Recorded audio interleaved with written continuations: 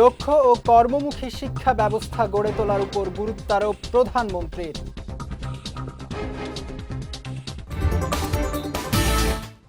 চাঞ্চল্যকর রামিসা হত্যা মামলায় আসামি সোহেল ও স্বপ্নার মৃত্যুদণ্ড।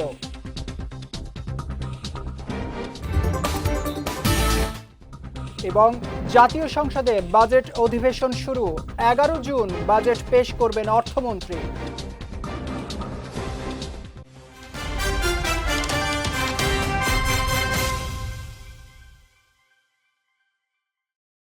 আসসালামু আলাইকুম। পুষ্টি চা নিবেদিত বিজয় রাতের সংবাদে আমন্ত্রণ জানাচ্ছি আমি জাওয়াদ অন্তু। শুনছিলেন শিরোনাম, এবারে বিস্তারিত। সরকার এমন কর্মমুখী শিক্ষা ব্যবস্থা গড়ে তুলতে চায় যেখানে শুধু সনদ প্রদান নয়, বরং দক্ষ মানব সম্পদ সৃষ্টি করবে, দেশের জনসংখ্যাকে জনসম্পদে রূপান্তর করবে। এমনটাই জানিয়েছেন প্রধানমন্ত্রী তারেক রহমান। সকালে বাংলাদেশ চীন মৈত্রী সম্মেলন কেন্দ্রে অনুষ্ঠিতব্য কর্মমুখী ও টেকনিক্যাল শিক্ষা বিষয়ে শিক্ষকদের প্রশিক্ষণ কার্যক্রমের উদ্বোধনী অনুষ্ঠানে তিনি এসব কথা বলেন। প্রধানমন্ত্রী জানান, প্রযুক্তিগত বিপ্লব মোকাবেলায় সার্টিফিকেট নির্ভর শিক্ষার বদলে বর্তমানে দক্ষতা ভিত্তিক কর্মমুখী শিক্ষার বিকল্প নেই। সেজন্য প্রাথমিক থেকে সর্বোচ্চ স্তর পর্যন্ত শিক্ষা কারিকুলামকে সরকার বাস্তব ভিত্তিক কর্মমুখী ও প্রযুক্তি নির্ভর করার কাজ শুরু করেছে। তিনি বলেন, দীর্ঘ ফ্যাসিবাদী শাসন শুধু গণতান্ত্রিক অধিকারই কেড়ে নেয়নি, বিপর্যস্ত করেছে শিক্ষা কাঠামো। অনুষ্ঠানে শিক্ষা খাতে জাতীয় বিশ্ববিদ্যালয়ের অবদানের কথা তুলে ধরেন প্রধানমন্ত্রী। বলেন, চতুর্থ শিল্প বিপ্লবের যুগে বিভিন্ন পেশা যেমন ঝুঁকিতে পড়েছে, সৃষ্টি হয়েছে নতুন কর্মসংস্থানেরও। সেই চ্যালেঞ্জ গ্রহণে দরকার বাস্তব ও কর্মমুখী শিক্ষা। এ সময় ক্যাম্পাস থেকেই তরুণ উদ্যোক্তা তৈরিতে সিড ফান্ডিং এর ঘোষণা দেন তারেক রহমান। প্রযুক্তিগত বিপ্লব মোকাবেলায় সার্টিফিকেট নির্ভর শিক্ষা ব্যবস্থার পরিবর্তে বর্তমানে দক্ষতা ভিত্তিক, প্রযুক্তি নির্ভর এবং বাস্তব ও কর্মমুখী শিক্ষা ব্যবস্থার গড়ে তোলার মনে হয় কোনো বিকল্প নেই। এমন বাস্তবতায় বর্তমান সরকার অগ্রাধিকার ভিত্তিতে প্রাথমিক পর্যায় থেকে শুরু করে সর্বোচ্চ স্তর পর্যন্ত শিক্ষা কারিকুলামকে বাস্তব ভিত্তিক, বহুমুখী, কর্মমুখী এবং প্রযুক্তি নির্ভর করার কাজ ইতিমধ্যে শুরু করেছে।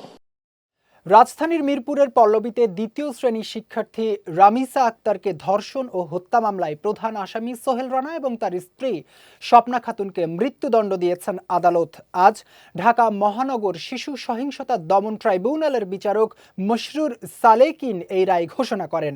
রায় ঘোষণার সময় দুই আসামি আদালতের কাঠগোড়ায় উপস্থিত ছিলেন। দণ্ডের পাশাপাশি আসামি সোহেলকে 5 লাখ টাকা এবং স্বপ্নাকে 2 লাখ টাকা অর্থদণ্ড দেয়া হয়। এছাড়া ক্ষতিপূরণ না দিলে আসামিদের স্থাবর অস্থাবর সম্পত্তি নিলামে বিক্রি করে ভিকটিম মৃত রামিসার আইনি উত্তরাধিকারকে দেওয়ার নির্দেশ দেন আদালত। এদিকে মামলার সংক্ষিপ্ত রায়ে বিচারক উল্লেখ করেন, আসামি সোহেল রানা শিশু রামিসাকে ধর্ষণের পর নির্মমভাবে হত্যা করেছেন, যা রাষ্ট্রপক্ষ সন্দেহাতীতভাবে প্রমাণ করতে সক্ষম হয়েছে। অন্যদিকে সোহেলের স্ত্রী স্বপ্না আক্তার এই অপরাধে সরাসরি সহায়তা করেছেন। রায়ের পর এক প্রতিক্রিয়ায় সন্তুষ্টি জানিয়েছেন শিশুটির বাবা, তবে তিনি দ্রুত সময়ের মধ্যে রায় কার্যকরের দাবি জানিয়েছেন। রামিসাকে ধর্ষণ এবং হত্যা করার এবং তার দেহ অঙ্গ প্রত্যঙ্গ সেটিকে গোপন করার বা সেগুলি বিচ্ছিন্ন করে সেগুলিকে গোপন করা এবং মুছে ফেলা দেওয়ার জন্য যে অপরাধটা সে করেছে, সেই জন্য তাকে আদালত সর্বোচ্চ শাস্তি, তাকে মৃত্যুদণ্ড আদেশ প্রদান করেছেন। রাজধানীর পল্লবীতে শিশু রামিসা ধর্ষণ ও হত্যা মামলার রায়ে সন্তোষ প্রকাশ করেছেন আইনমন্ত্রী মোহাম্মদ আসাদুজ্জামান। তিনি বলেছেন, আইনের প্রত্যেকটি ধাপ পেরিয়ে 6 কার্যদিবসের মধ্যে বিচার প্রক্রিয়া সম্পন্ন হয়েছে, যা বাংলাদেশে প্রথম। এ সময় বিচারে ঘোষিত রায়ে সন্তুষ্ট প্রকাশ করে আইনমন্ত্রী বলেন, উচ্চ আদালতে গেলেও এই রায় বহাল থাকবে। রোববার সচিবালয়ে সাংবাদিকদের সঙ্গে এক প্রেস ব্রিফিংয়ে তিনি এসব কথা বলেন।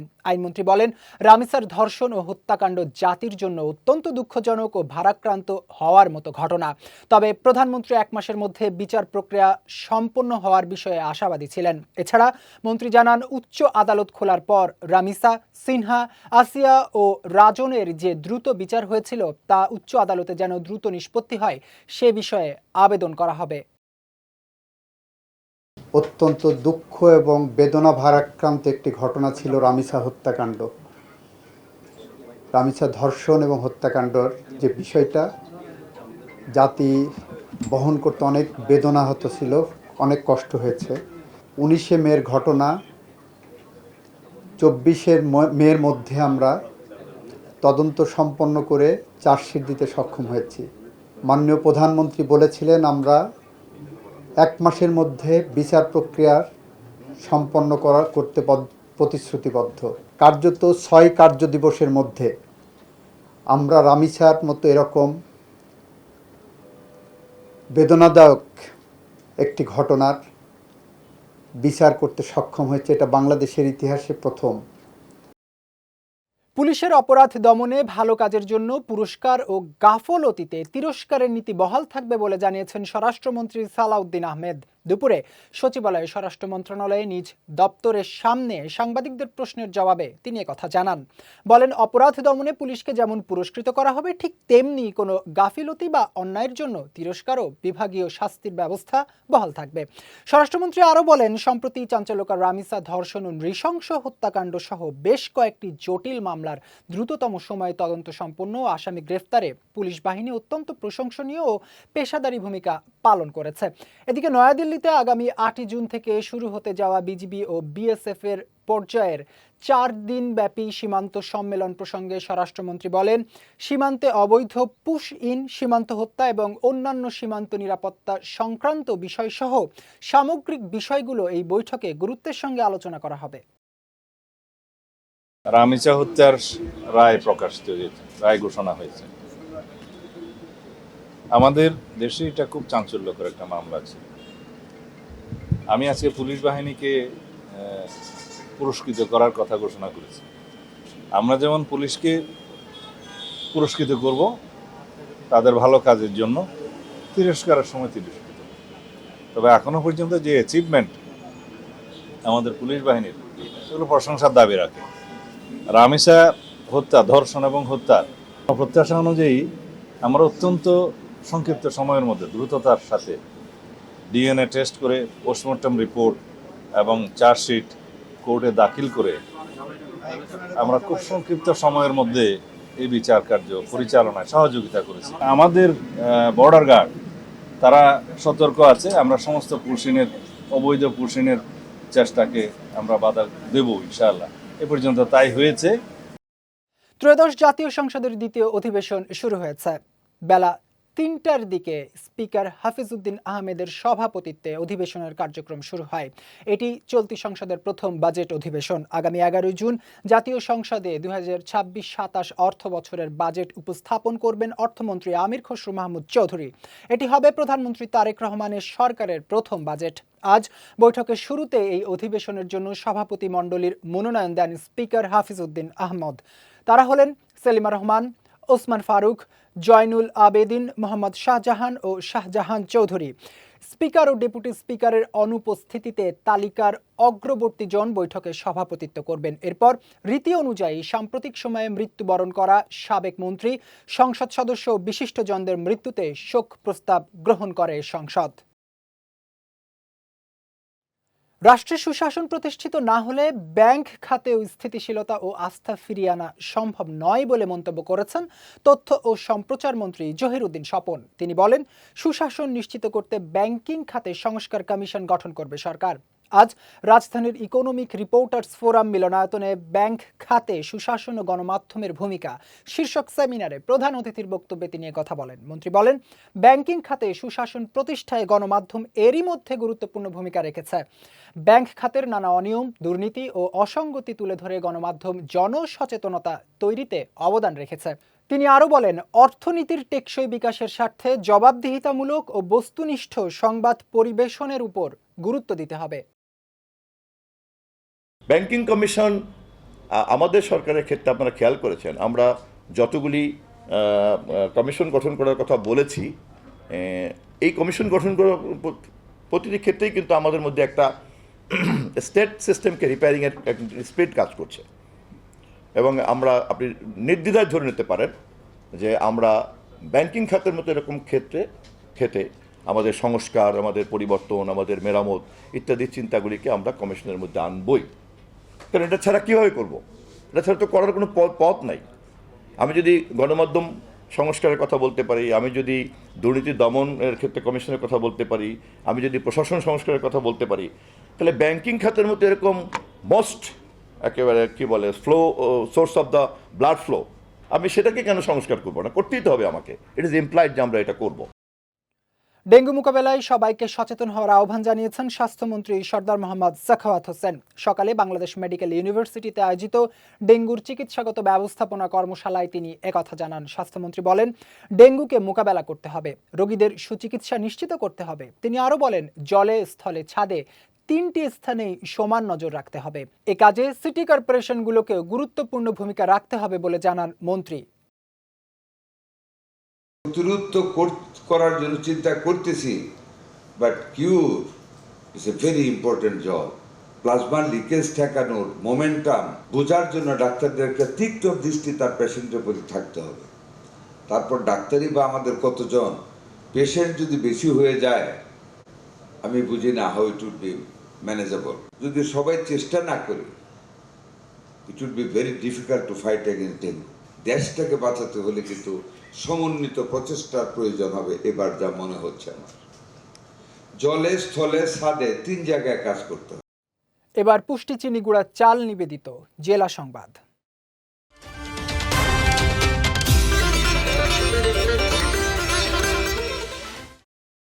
ঠাকুরগাঁওয়ের হরিপুর সীমান্তে ভারতীয় সীমান্তরক্ষী বাহিনী বিএসএফ এর মাধ্যমে 11 জনকে বাংলাদেশে অবৈধভাবে পুশিনের চেষ্টা প্রতিহত করেছে বিজিবি। এক সংবাদ বিজ্ঞপ্তিতে বিষয়টি নিশ্চিত করে দিনাজপুর ব্যাটালিয়ন 42 বিজিবির অধিনায়ক লেফটেন্যান্ট কর্নেল আব্দুল্লাহ আল মঈন হাসান জানান, শুক্রবার মধ্যরাত 3:30টার দিকে হরিপুর উপজেলার মশালগাঁও বিওপির দায়িত্বপূর্ণ এলাকায় সীমান্ত পিলার 349/7 এর কাছে বিএসএফ 11 জন ব্যক্তিকে বাংলাদেশে প্রবেশ করানোর চেষ্টা করে। খবর পেয়ে বিজিবির একটি টহল দল দ্রুত ঘটনাস্থলে পৌঁছে তাদের শনাক্ত করে এবং বাংলাদেশে প্রবেশে বাধা দেয়। প্রতিরোধ করা ব্যক্তিদের মধ্যে 3 জন পুরুষ, 4 জন নারী ও 4 জন শিশু রয়েছে। বর্তমানে তারা ভারতীয় সীমান্তের শূন্য রেখা থেকে প্রায় 50 গজ অভ্যন্তরে অবস্থান করছে বলে জানিয়েছে বিজিবি। ব্রাহ্মণবাড়িয়ার সদর উপজেলার থলিয়ারা গ্রামে দোকানের জমি নিয়ে বিরোধকে কেন্দ্র করে দুই পক্ষের মধ্যে সংঘর্ষের ঘটনা ঘটেছে। এতে আহত হয়েছেন অন্তত 20 জন। পুলিশ ও স্থানীয়রা জানায়, সদর উপজেলার নাটাই উত্তর ইউনিয়নের থলিয়ারা গ্রামের মিন্দার আলী গোষ্ঠীর জুবায়েরের সঙ্গে বাদইর বাড়ির জয়নাল মিয়ার একটি দোকানের জমি নিয়ে বিরোধ চলে আসছিল। দোকানটি মিন্দার আলী গোষ্ঠীর শিরো মিয়া পরিচালনা করে আসছিল। পরে স্থানীয় গ্রাম্য সালিশে গত 4 দিন আগে দোকান উচ্ছেদের সিদ্ধান্ত হয়। এ নিয়ে উভয় পক্ষের মধ্যে উত্তেজনা চলছিল। এরই জেরে আজ সকালে উভয় পক্ষের লোকজন দেশীয় অস্ত্রশস্ত্র নিয়ে সংঘর্ষে জড়িয়ে পড়লে এই হতাহতের ঘটনা ঘটে। এদিকে সংঘর্ষের খবর পেয়ে ব্রাহ্মণবাড়িয়া সদর থানা পুলিশ ঘটনাস্থলে গিয়ে প্রায় 3 ঘন্টার চেষ্টায় পরিস্থিতি নিয়ন্ত্রণে আনে। গাইবান্ধার গোবিন্দগঞ্জে অতিরিক্ত মদ পান করে এক যুবকের মৃত্যু হয়েছে। এ ঘটনায় মুজিবুর রহমান ও সৈকত মণ্ডল নামের আরও 2 জন অসুস্থ অবস্থায় শহীদ জিয়াউর রহমান মেডিকেল কলেজ হাসপাতালে চিকিৎসাধীন রয়েছে। নিহতের পরিবার জানায়, গত রাতে দেশি মদ পান করে সোহাগ, সৈকত ও মুজিবুর অসুস্থ হয়। পরে তাদের শহীদ জিয়াউর রহমান মেডিকেল কলেজ হাসপাতালে ভর্তি করানো হলে চিকিৎসাধীন অবস্থায় আজ সকালে সোহাগ মারা যায়। এ বিষয়ে গোবিন্দগঞ্জ থানার ভারপ্রাপ্ত কর্মকর্তা স্বপন কুমার সরকার জানান, এ ব্যাপারে অভিযোগ পেলে আইনগত ব্যবস্থা নেওয়া হবে। এবার পুষ্টি নিবেদিত আন্তর্জাতিক প্রসঙ্গ।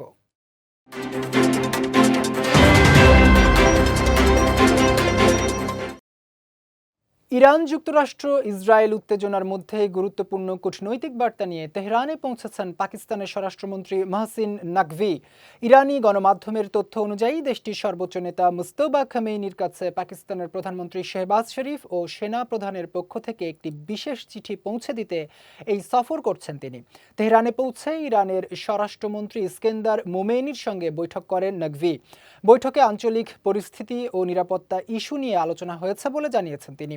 উপসাগরীয় অঞ্চলে নতুন করে উত্তেজনা বাড়ার মধ্যে এই সফরকে তাৎপর্যপূর্ণ হিসেবে দেখা হচ্ছে। এদিকে হরমুজ প্রণালীতে ইরানি ড্রোন ভূপাতিত করার দাবি করেছে মার্কিন সেন্ট্রাল কমান্ড। অন্যদিকে যুদ্ধবিরতি ও সংঘাত নিরসনে কূটনৈতিক প্রচেষ্টাও অব্যাহত রয়েছে। আন্তর্জাতিক গণমাধ্যমের তথ্য অনুযায়ী চলমান সংকট নিরসনে সম্ভাব্য সমঝোতার পথ খুঁজতেই পাকিস্তানের এই উচ্চ পর্যায়ের কূটনৈতিক উদ্যোগ।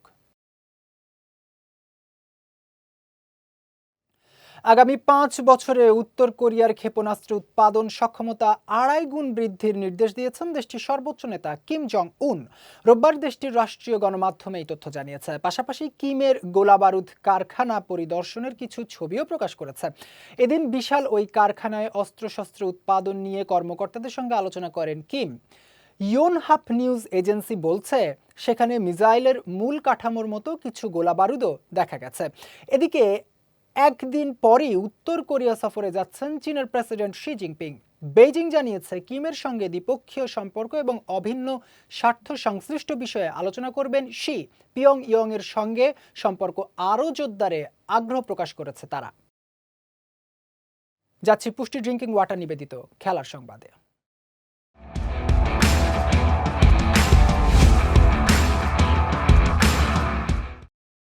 বাংলাদেশ ক্রিকেট বোর্ডের পরিচালনা পর্ষদের নির্বাচনে ক্লাব ক্যাটাগরি থেকে নির্বাচিত হয়েছেন তামিম ইকবাল, মাসুদুজ্জামান, রফিকুল ইসলাম বাবু, ইয়াসির আব্বাস, ইসরাফিল খসরু, সাইদ ইব্রাহিম, শাহনিয়ান তামিম, ফাহিম সিনহা, ইয়াসির ফয়সাল, আসিফ রাব্বানি, ডাক্তার মাহবুব শামীম, সাকেফ আহমেদ সালাম। রোববার সকাল 10টা থেকে বিকাল 4টা পর্যন্ত অনুষ্ঠিত ভোট গ্রহণে মিরপুর শেরি বাংলা স্টেডিয়াম সংলগ্ন বিসিবি কার্যালয়ে ভোট রুমে ভোট দিয়েছেন ভোটাররা। বিকাল 4টায় ভোট শেষ হওয়ার পরে ফল গণনা শেষ হয় সন্ধ্যা 6টায়, যেখানে সর্বোচ্চ 73 ভোট পেয়েছেন তামিম ইকবাল। দ্বিতীয় সর্বোচ্চ 72 ভোট পেয়েছেন সাইদ ইব্রাহিম আহমেদ এবং ইসরাফিল খসরু। একই ক্যাটাগরি থেকে লড়েছেন 16 জন। পরিচালক নির্বাচিত হয়েছেন 12 জন। হেরে যাওয়া প্রার্থীরা হলেন বোরহানুল পাপ্পু, আমজাদ হোসেন, ফরজুর মিতু এবং মেজর ইমরোজ আহমেদ। ক্লাব ক্যাটাগরিতে মোট ভোটার ছিল 76 জন, এর মধ্যে 74টি ভোট কাস্ট হয়েছে।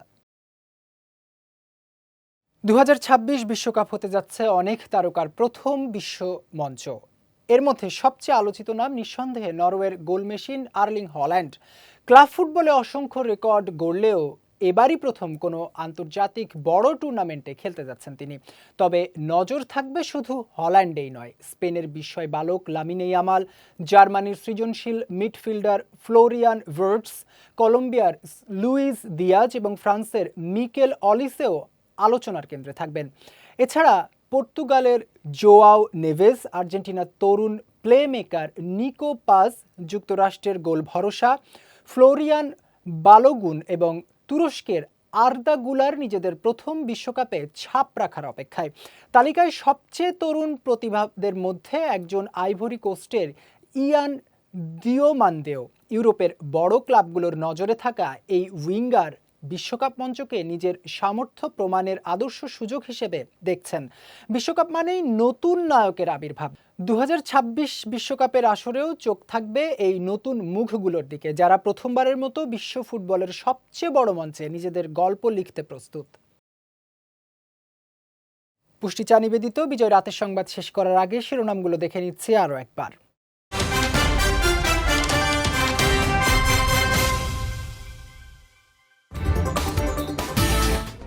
দক্ষ ও কর্মমুখী শিক্ষা ব্যবস্থা গড়ে তোলার উপর গুরুত্বারোপ প্রধানমন্ত্রীর।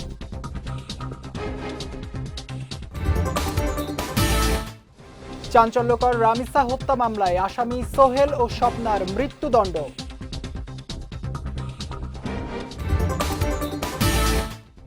এবং জাতীয় সংসদে বাজেট অধিবেশন শুরু, 11 জুন বাজেট পেশ করবেন অর্থমন্ত্রী।